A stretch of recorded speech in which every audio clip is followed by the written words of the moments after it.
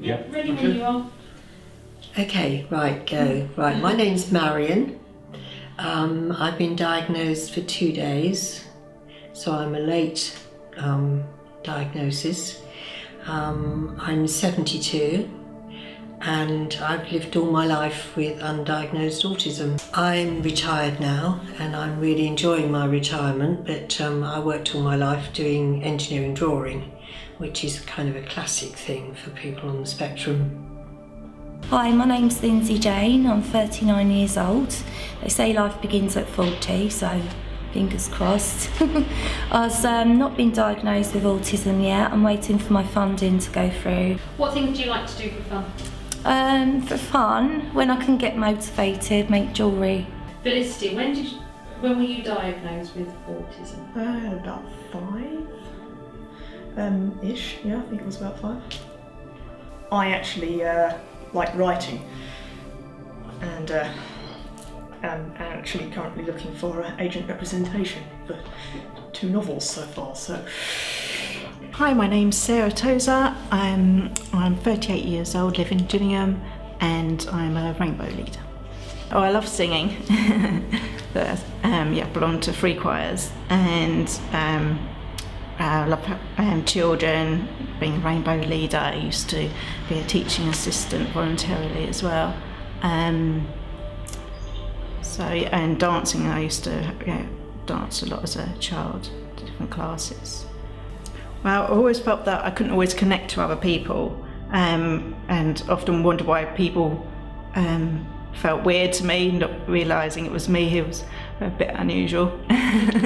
I didn't know it was autism, but my family have always known that I was a bit different. Okay, I am Laura, live in Ashford, just around the corner actually, and I am 36 this year. So, yeah. I have autism. What things do you do to relax and cope? Well, number one has to be gaming. I'm a massive gamer, so my Xbox. I love watching movies, listening to music, reading books. I'm quite active when I'm at home, so yeah, it's really cool. My daughter was diagnosed at 4 years old with autism, and through learning autism for her, because I knew nothing about it, it actually came out that I used to do those kind of things, and lots of things came up, and it was actually her childhood doctor that actually suggested I go for a diagnosis, because even he could see it, like traits and tendencies, like seeing me, because she was quite ill when she was younger. So yeah. And a lot of it clicks into place from a child actually, adding up how I struggled at school, always felt isolated, imaginary friends, couldn't quite connect in the playground. Validation. I wanted to know the truth, and I wanted to understand, because I think if you understand something then you can deal with it. And as I became aware of what it was, I just needed more and more information, and I needed to just make sense of my life. I thought it was dreadful.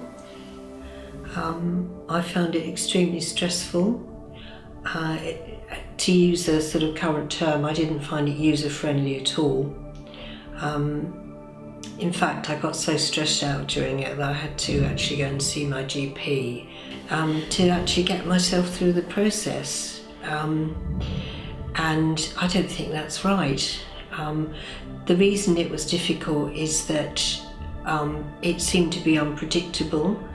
It seems to be a bit of a postcode lottery. You know, you hear different stories from different places. Some people get a diagnosis sort of within 3 months, other people have to wait for years. Some people are told it's not an option for them. I was told I couldn't have I was given to understand I couldn't have a diagnosis if I didn't have a parent or grandparent to talk about how I was as a baby. Well, I'm 72, so that's not going to happen. And I got very stressed about that. As it turns out, that was nonsense because I've got the diagnosis anyway. But it has only been 2 days, so it's very new. found it really difficult because it took almost 3 years to get diagnosed. So especially for like last year or so, I was like, when I was expecting it to be 2 years, that really got me quite down really, and I did struggle with that. Yeah. I think I was quite lucky because it happened quite quickly. I waited for about 8 months and then I got an appointment, saw the doctor, got my diagnosis straight away. That was it, sorted. But going for the referral through my doctor was actually very difficult to work with. He turned around and said that he didn't know why I needed one, that it would give nothing to my life, which is completely wrong. So yeah, we had to fight for it. So what's the attitudes of other people been towards you? Some people have been a bit sarcastic and patronising, to be honest. Oh, you're on the dole, are you? Oh, long-term sick, autism, oh, everyone's on the spectrum. You don't need to be on medication. And I think, well, it's okay for you to be in full-time work. I'd love to still do that. Every day my head's like a concert. It's constantly zapping up so much information. You know, I'd love to be working. I try and do my best, but behind closed doors, behind the face I put on, nothing might look wrong, but underneath it's like information overload. I can't filter out thoughts. So a lot of it snaps into place now, telling my mum and relatives from my behaviour as a child. A lot of it is, you know, a lot of people just don't understand, or they're, you know, seem very, very wary of it.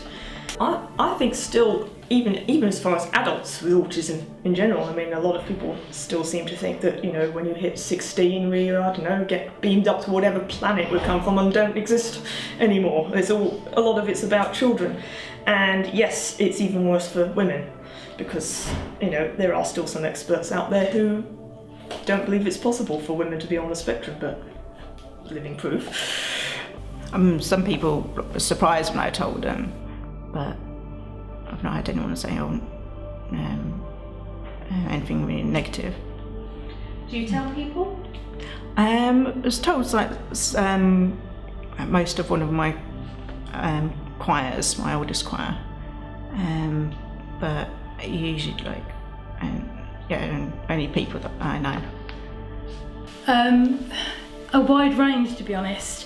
Some people are really nice and supportive, and a lot of people will tell me they didn't know and they wouldn't know, because I'm quite good at masking my autism quite a lot. A lot of people will actually kind of walk away because they don't understand it, they're not willing to find out about it, so they kind of leave your life. And then some people will pretend to be outwardly supportive and then behind closed doors not be as supportive. So it can be difficult. Right, okay, well, I always knew, but I didn't know, I didn't have a name for it until recently. So I've always known that I had difficulties other people didn't have. I've always known I was different somehow, and I didn't know that anyone else would ever understand that. And so, you know, I now understand what it is, and it's making my life a lot easier now. I was doing a contemporary jewellery degree, got into the first part of the second year, but unfortunately my home life was just going a bit wrong. I've had relationship problems. One of my good friends committed suicide, unfortunately, and it's all been a bit information overload again. I would cry at night, just couldn't take the pressure of doing a degree, but I still try and make things to get in the zone. All the time I'm busy, my thoughts aren't surrounding me, but when I'm not motivated, it's a different story. Just, yeah. Yeah, some employers that I think have discriminated. I think, you know, consciously. I think a lot do it subconsciously. Aren't even really aware that that's what they're doing. A lot of you know, job adverts are requesting, you know, good or excellent communication skills or strong communication skills. Now my writing's good, but you know, obviously verbally maybe not quite so good because of the reading people. thing. So it's not consistent. And also if I'm trying to focus on, having a conversation, I'm trying to focus on, my answers and listening to what they're saying, and therefore I haven't got the spare processing power for the reading people as well. I mean, I can often do it if it's maybe the only thing that I'm trying to do and not trying to do anything else as well. Multitasking isn't great. But yes, about employers and the communications, all demanding communication skills. I've got I can get by certainly. But the trouble is they then they are actually looking for good or excellent, and they will look for that in the interview, even if it isn't actually really necessary for the job. They ask for it in 95% of jobs, even jobs that like cleaning or whatnot, where you really don't need it. I mean, for sales you can understand, but for background things, not really. You only need to be able to get by, but then that's something else that they can look in interviews for and reject you for. I haven't had very much luck in interviews also because I think there are so many applicants for every job now that there's always going to be competition from people who aren't on the spectrum, and they're always going to look better in an interview. The process is stacked against us.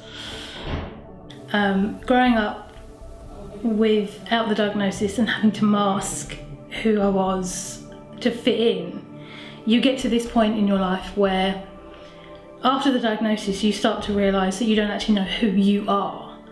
And actually even now, 5 years after my diagnosis, it's still difficult to know that. So I'm still kind of in the process of finding out who that is and finding out, do I actually like this? Or is it because I've been conditioned to like this? So yeah, it's a process. What help do you think is lacking out? I think what's lacking really is funding, because you'll go to like your community mental health team for support, and all the time you're waiting for funding, they can't tweak medication. Care coordinators, there's no funding, there's no middle ground in between. As soon as the doctor says you're getting better, we're going to refer you from your mental health team back, there's no middle ground. That's why I like the group here, but there's not enough funding. This is a monthly group and people need that middle ground. They need support in between being referred back to their doctor, because if you have a meltdown or a blip, you've got no support apart from your group.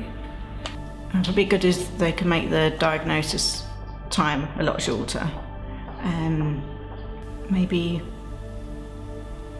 more help from social services, because I had someone come around recently from there to see if they could help me with going out or have someone to accompany me to my groups and to go to more groups. But they said they could only help if my sister wasn't living with me. But I know obviously that's plus like if she does ever move out.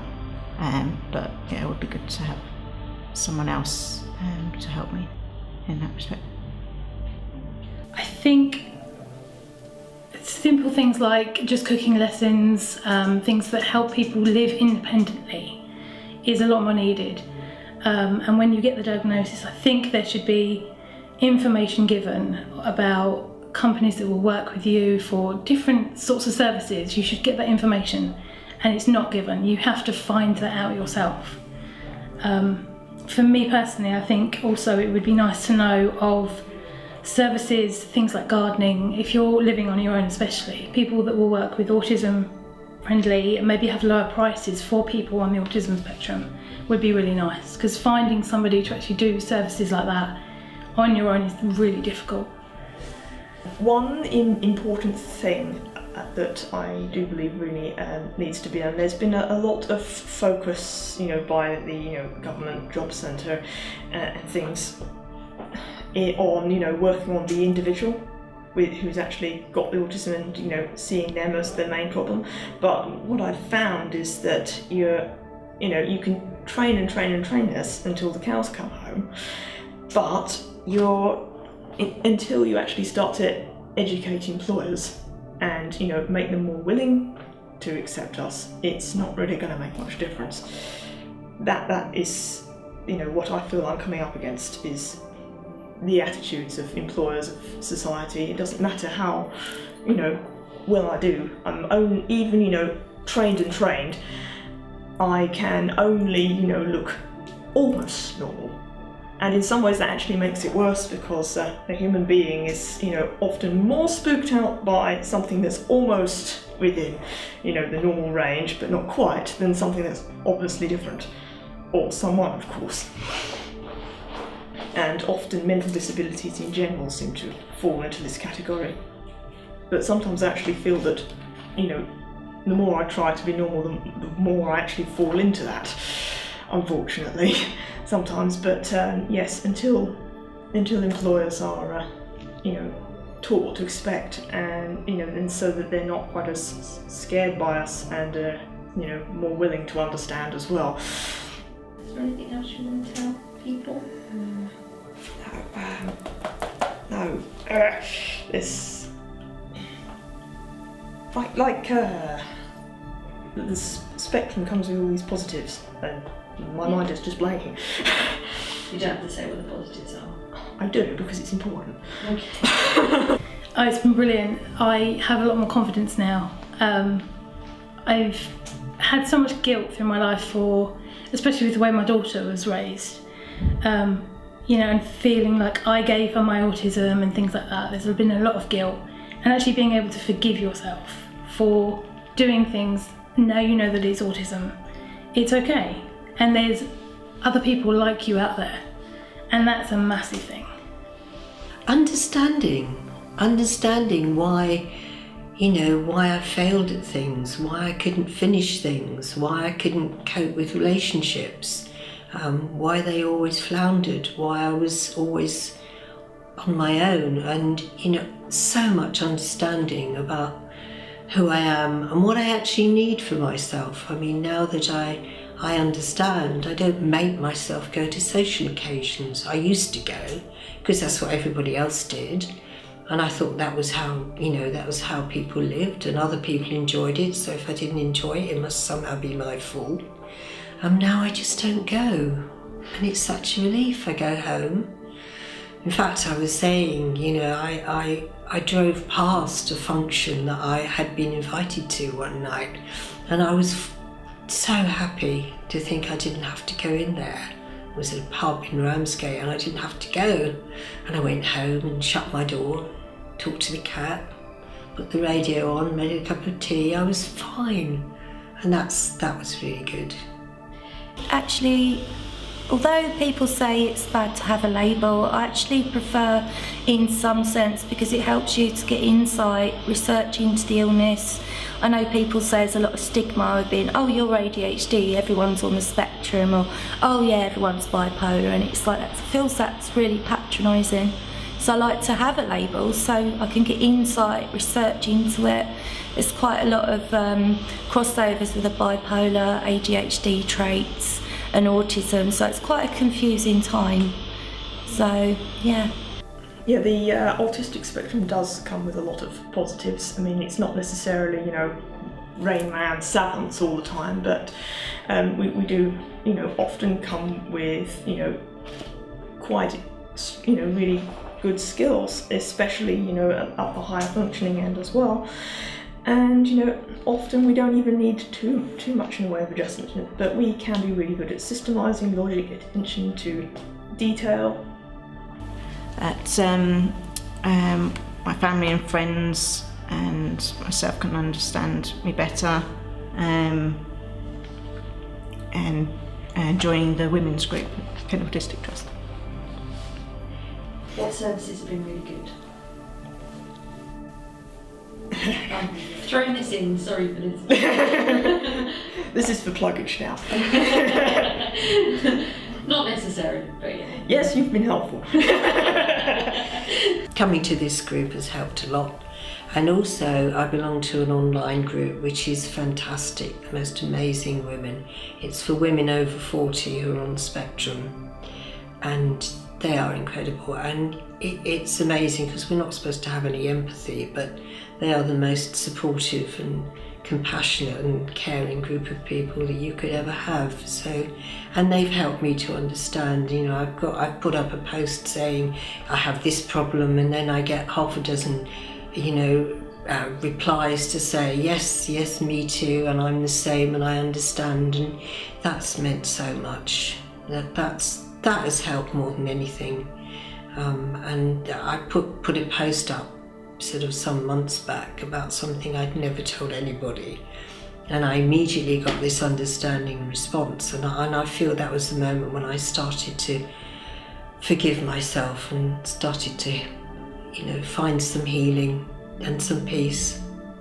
So I've looked on the National Autistic Society, found out about the group here, and it's really been good for a middle ground, because there's nowhere for people really to go in a situation where they're waiting for referrals, results and the right medication to help improve quality of life. I did actually come to the Kent Autistic Trust originally in order to get help, to find, you know, a new lead onto assistance in getting employment. My main problem is passing the interview stage, because it's, you know, so socially oriented. The Kent Autistic Trust was able to direct me towards the Kent Supported Employment. So that's a current lead that is ongoing. I've now been referred to that, and we shall see where it takes me. I think women's groups like the one that you run are invaluable. There are a lot of people with mental health who don't have the support out there, who don't have people to talk to, who don't have supportive families, and they can become isolated. And before I actually went to the women's group, I was very reclusive, had no friends whatsoever, and it got to the point where I was really heavy with depression, suicidal tendencies. And then I found the women's group, and there were people like me talking about issues that affected me, and it's made a huge, massive difference to my life. So much happier since actually going to the women's group. So, yeah. If there's one thing you could say to somebody or a woman that felt that they're on the spectrum, what would you say?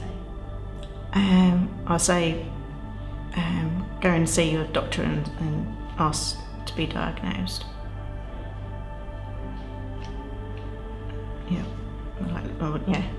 Look into getting an assessment and see if you're autistic. Yeah, definitely seek the opinion of maybe your family, because the family have got a lot of knowledge that can click into place, and maybe just go to your doctor, speak about your concerns, say what family members have said, or difficulties at school, even learning difficulties, behavioural challenges. And I just say to anyone out there, just get the ball rolling, even if it's just the slightest little thing you've picked up on. Just get the ball rolling. You can meet other people, you can bounce ideas how to help each other. You know, it's good to get that awareness out there, and I think that's what's wrong with lack of funding, really. I would say read up as much as you can about it and arm yourself with information, because that helps you. And then just go to your doctors and try for a referral, and fight for it if you have to, because you need that clarification. Ask for a referral, you're entitled to a referral.